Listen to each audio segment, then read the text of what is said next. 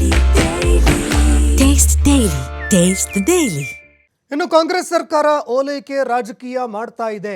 ಜನ ಕೊಟ್ಟಿರುವಂತಹ ಅಧಿಕಾರ ಕಾಂಗ್ರೆಸ್ ಸರ್ಕಾರ ದುರ್ಬಳಕೆ ಮಾಡ್ತಾ ಇದೆ ಅಂತ ಮಾಜಿ ಡಿಸಿಎಂ ಅಶ್ವತ್ಥ ನಾರಾಯಣ್ ಆಕ್ರೋಶ ಹೊರಹಾಕಿದ್ದಾರೆ.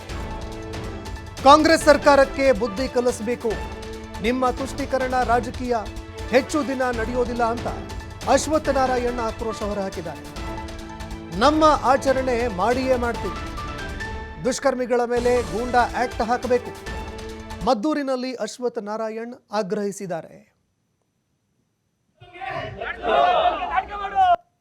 ಕಲ್ಲು ತೂರಾಟ ಮಾಡಿದವರ ಮೇಲೆ ಕಾನೂನು ಕ್ರಮವನ್ನು ಜರುಗಿಸೋದು ಬಿಟ್ಟು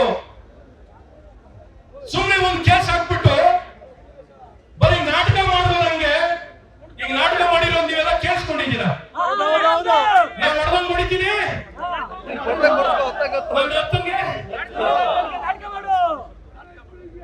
ಕುಟ್ಕೊಂಡು ಹೋಗುವಂತ ನಾಟಕ ಮಾಡುವಂತ ಪೊಲೀಸರು ಹೇಳ್ಕೊಡುವಂತ ಪರಿಸ್ಥಿತಿ ಪಾಪ ಪೊಲೀಸ್ ಇಲಾಖೆ ಅವ್ರಿಗೆ ಬಂದಿದೆ ಅಂದ್ರೆ ಎಂತ ಪರಿಸ್ಥಿತಿಗೆ ಗೃಹ ಇಲಾಖೆ ಬಂದಿದೆ. ಹಾಗಾಗಿ ಇವತ್ತು ನಮ್ಮ ಮದ್ದೂರಿನ ಜನರು ಒತ್ತಾಯ ಏನಿತ್ತು ಸೌಮ್ಯಣ್ಣ, ನಿಮ್ಮ ಒತ್ತಾಯ ಏನಿತ್ತು?